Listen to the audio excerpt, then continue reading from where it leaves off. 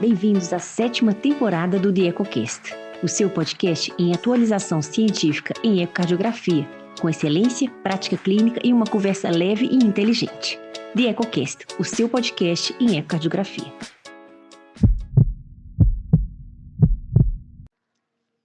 Hoje eu tenho o prazer de receber novamente um grande estudioso e pesquisador, o Dr. Guilherme Teló, que vem contribuindo de forma muito consistente para integrar a ecocardiografia e o ultrassom à tomada de decisão clínica, especialmente em cenários como infarto. Ele é cardiologista com alta qualificação acadêmica e atuação avançada em imagem cardiovascular. É cardiologista e ecocardiografista pela Sociedade Brasileira de Cardiologia, além de ter mestrado pela Universidade Federal do Rio Grande do Sul e doutorado pela PUC do Rio Grande do Sul. É membro de sociedades científicas nacionais e europeias, incluindo a Sociedade Europeia de Cardiologia, da qual é fellow. Bem, então a gente vai começar pelo básico, mas com uma promessa: terminar essa conversa em um nível que muda a forma de como você enxerga o uso do eco na prática clínica. Dr. Guilherme Teló, muito obrigada por partilhar com a gente esse conhecimento que você tem, sua experiência e as reflexões de alto nível, e eu tenho certeza que todo mundo vai se beneficiar muito com essa nossa conversa. Oi, Bárbara, tudo bem? Para mim é uma honra, uma satisfação estar participando de novo do teu podcast, que é um sucesso e que dissemina assim, boas práticas da ecografia pelo Brasil afora.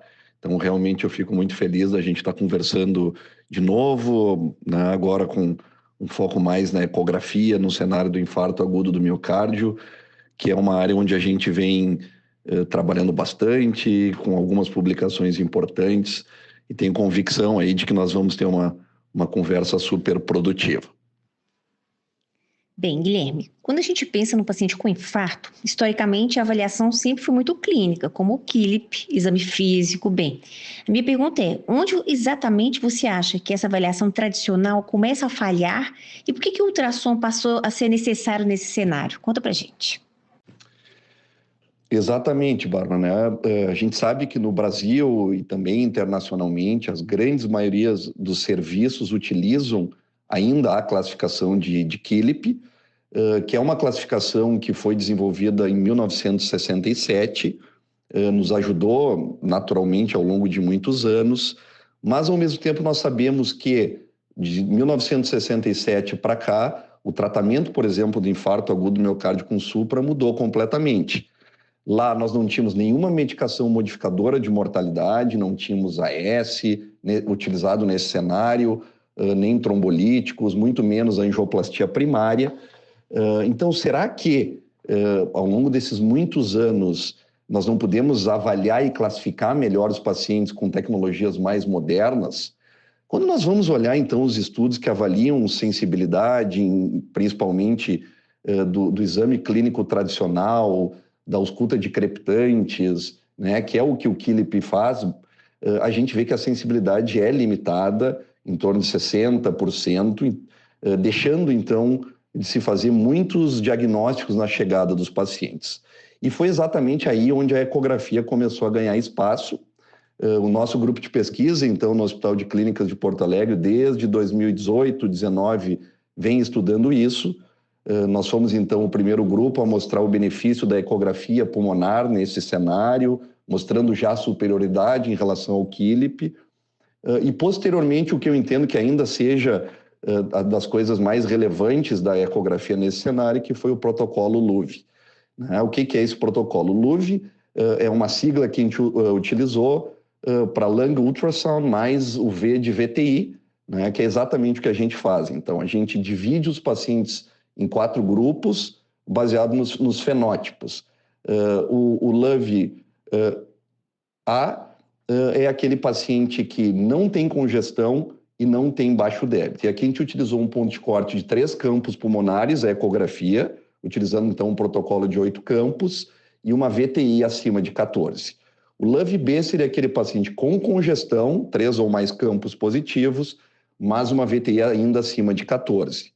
O LUV-C seria aquele paciente, então, com baixo débito, por VTI abaixo de 14, mas sem congestão significativa.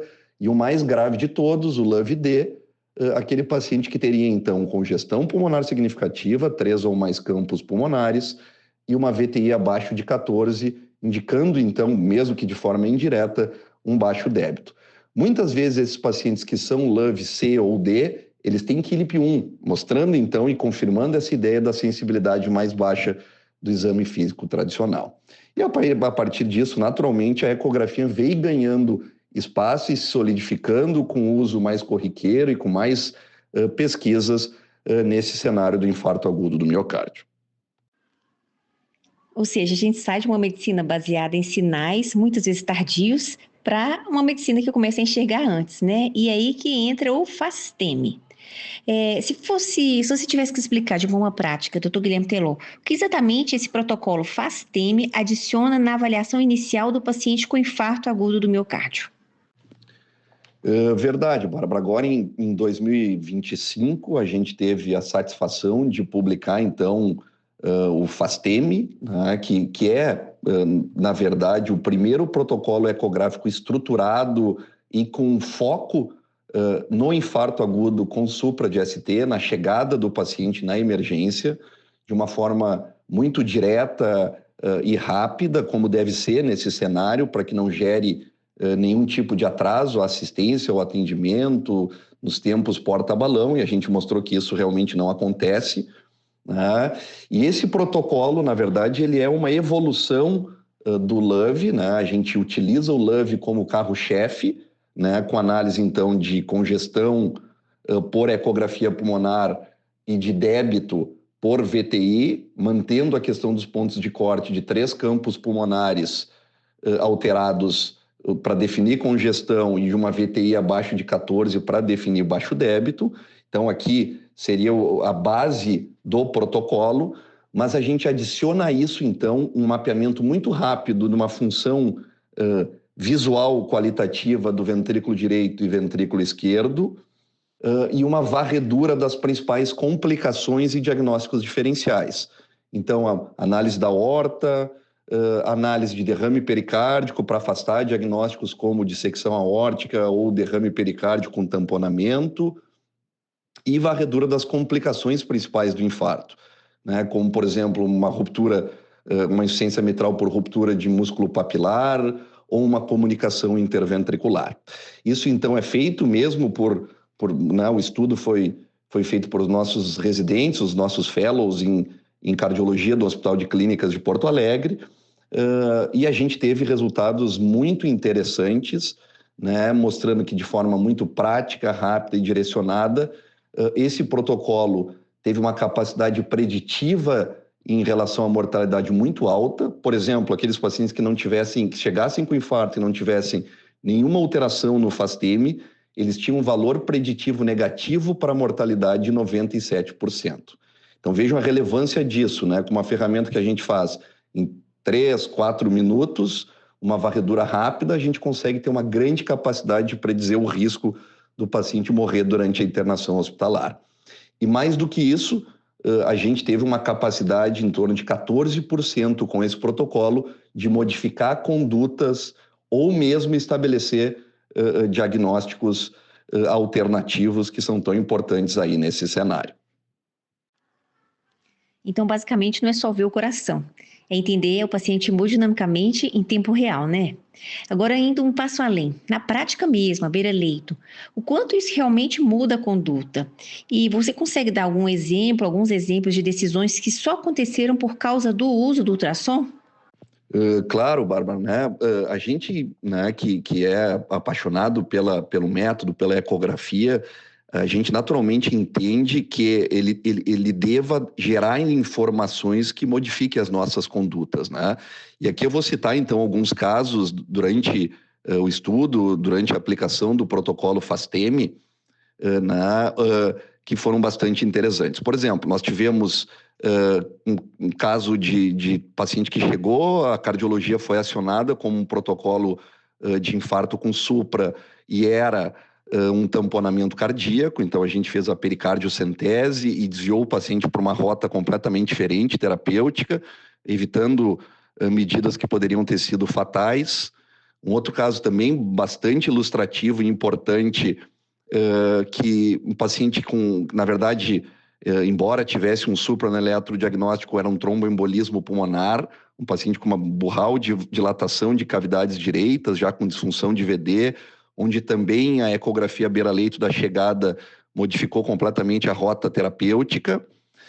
Além disso, naturalmente, em pacientes com, por exemplo, congestão marcada, a gente já estabeleceu, por exemplo, o uso de ventilação não invasiva, a gente fez alguma coisa de diurético, eventualmente vasodilatação, então isso aconteceu em alguns casos também, mostrando então aqui, né, como eu tinha dito anteriormente, que o protocolo ecográfico, e aqui falando especificamente do FASTEM, ele é capaz de identificar diagnósticos alternativos, onde a clínica, e muitas vezes nem mesmo o eletro consegue fazer, e mais do que isso, ele ao identificar essas coisas hemodinâmicas tão importantes, né, que são geradoras de alta mortalidade nesse cenário, como baixo débito e congestão, ele pode gerar um início mais rápido, mais ativo, de vasodilatador, de diurético, de ventilação não invasiva, eventualmente uma droga vasopressora ou inotrópico,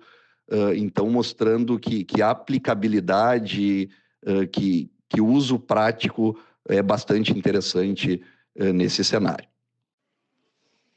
E assim, não é só um diagnóstico mais refinado, né, doutor Guilherme? É uma mudança real de destino do paciente. E uma coisa que me chama muita atenção no seu trabalho é a parte prognóstica. Hoje, você acredita que parâmetros como VTI e congestão pulmonar conseguem, então, prever desfechos melhor do que os scores clássicos? Explica pra gente. Bárbara, essa é uma pergunta super importante, né? Eu acho que é exatamente isso que os nossos trabalhos, né? Tanto os trabalhos com o protocolo LOVE, como agora com o FASTEM, eles têm solidificado essa visão de que sim, né? De que quando a gente adiciona a ecografia, a gente consegue prever melhor os desfechos do que quando a gente utiliza só a medicina tradicional, quando a gente utiliza só a anamnese e o estetoscópio. E por que isso, né? De novo, a gente sabe que quando a gente usa só o estetoscópio para análise de congestão, para análise de crepitantes, a gente tem uma sensibilidade em torno de 50% a 60%. E a ecografia agrega muita sensibilidade a isso, né? Por exemplo, quando a gente compara o LOVE com o KILIP, a gente tem 10% a mais, pelo menos, de sensibilidade, né? Então, no mínimo, a gente tem 1 a 2 pacientes melhor diagnosticados utilizando a ecografia nesse cenário. Então, naturalmente, quando a gente fala em mortalidade, sim, né, com um ganho em torno de 10% de sensibilidade com os protocolos ecográficos, e mais do que isso, a gente publicou também um trabalho mostrando que hoje, né, o LOVE e também aí o FASTEM, ele é a melhor forma da gente prever o risco daquele paciente que chega sem choque desenvolver choque cardiogênico durante a evolução nas primeiras 24 horas. Por exemplo, aqueles pacientes com LOVE A ou B, né, que na chegada, então, assim, sem congestão, sem baixo débito, ou só com congestão, mas débito normal na chegada, eles têm uma probabilidade de evolução para choque cardiogênico clássico, SCAI-C, muito baixo, inferior a 50%.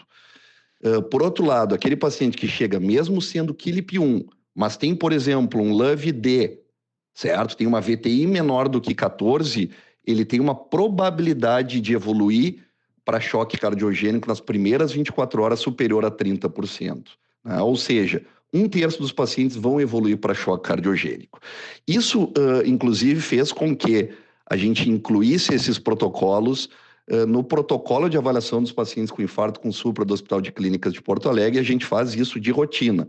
A gente ainda usa o KILIP, mas a gente sempre cita, então, KILIP e LOVE para nos dar essa ideia. E nós, na nossa unidade de cuidados coronarianos e cardiovasculares, onde eu tenho a satisfação aí de ser o supervisor médico, nós muitas vezes, num paciente, por exemplo, KILIP-1 mais LOVE-D, a gente tem muito mais cuidado em iniciar precocemente o inibidor da ECA ou um beta-bloqueador do que naqueles pacientes que são LOVE-A e KILIP-1. Né? Então, isso tem uma relevância do ponto de vista de tratamento também bastante substancial.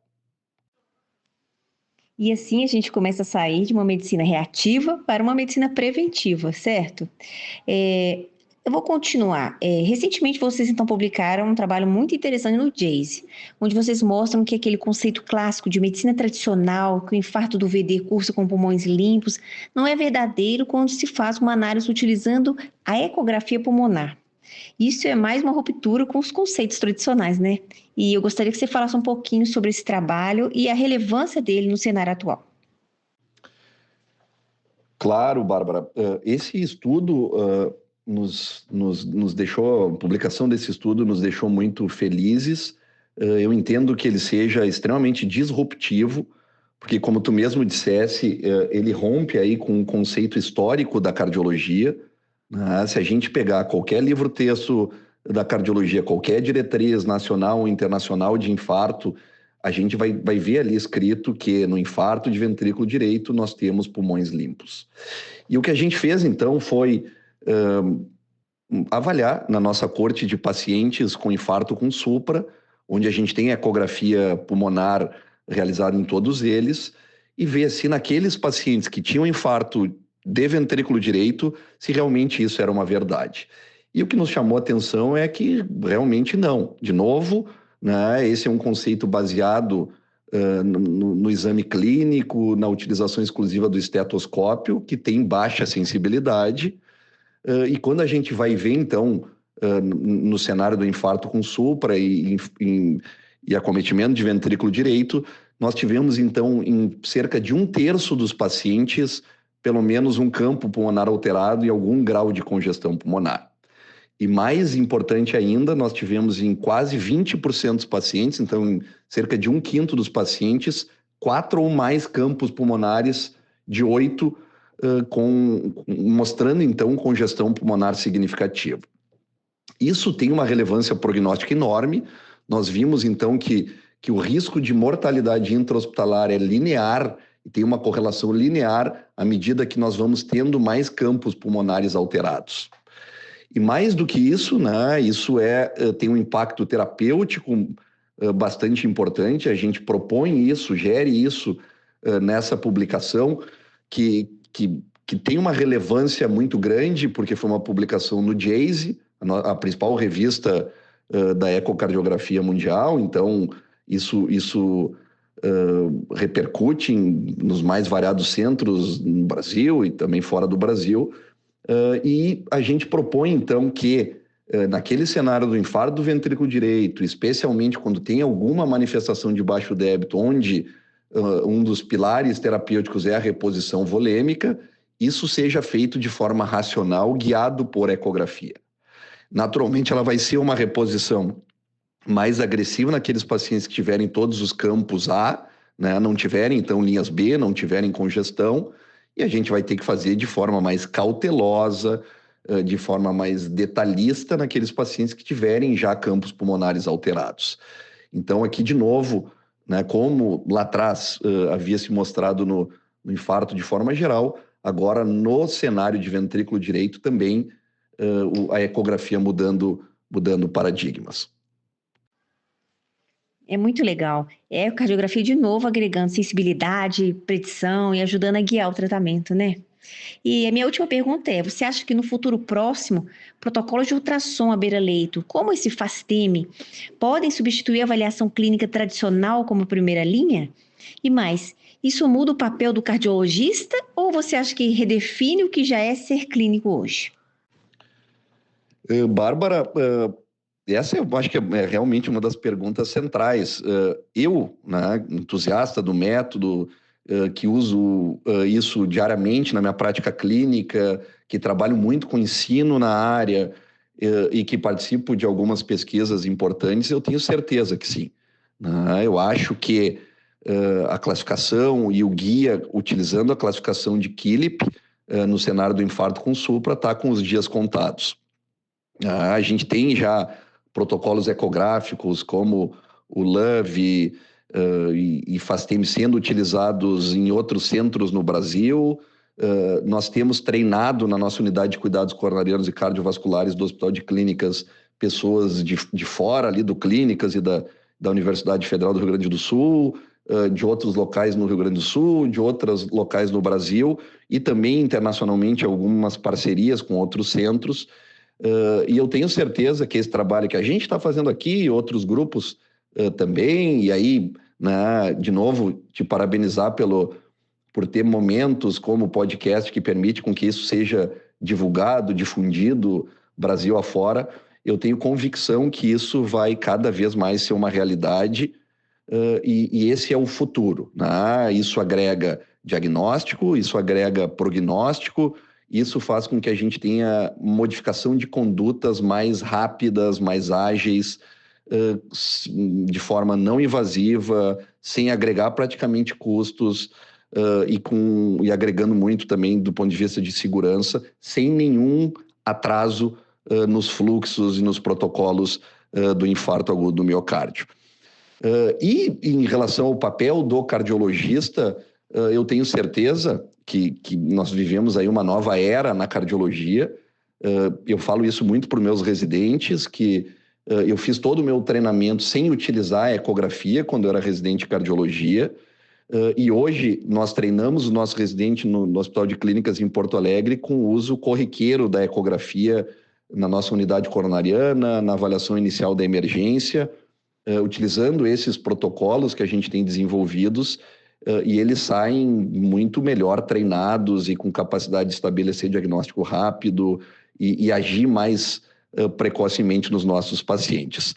E não só na cardiologia, né, mas isso muda os paradigmas para quem atua em emergência, o clínico, o emergencista, o intensivista, todos os médicos e profissionais que atuam no atendimento do paciente agudo com infarto, mas isso também, né, a gente já discutiu aí em outro momento no cenário de insuficiência cardíaca, choque, então o saber essas novas tecnologias, esses novos protocolos, vai ser cada vez mais uma exigência para a gente fazer uma medicina de alto nível, de alta qualidade e beneficiar cada vez mais os nossos pacientes.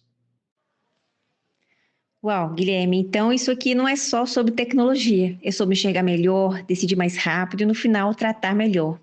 Muito obrigada por essa aula tão importante, tão incrível e novamente, seja sempre muito bem-vindo. Bárbara, querida, eu te agradeço aí mais uma vez a participação no teu podcast, que é um absoluto sucesso aí no Brasil. Te agradeço por realmente disseminar conhecimentos novos, né? Eu tenho acompanhado e aprendo muito com várias das discussões que tu fazes aí nos teus podcasts. Então, gostaria de agradecer e acho que a gente conseguiu trazer informações relevantes que o pessoal vai poder aproveitar e fico inteiramente aí à disposição tua e de todos que tiverem dúvidas na área, que quiserem aprender um pouco mais, que quiserem discutir alguma peculiaridade, né, algum desenvolvimento de algum treinamento. Eu sou entusiasta aí da disseminação desse conhecimento da área, então estou sempre à disposição de todos. Um abraço.